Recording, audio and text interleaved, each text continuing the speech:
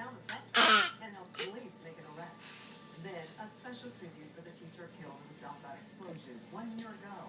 How her memory will live on in students' hearts. With a touchdown run that had both teams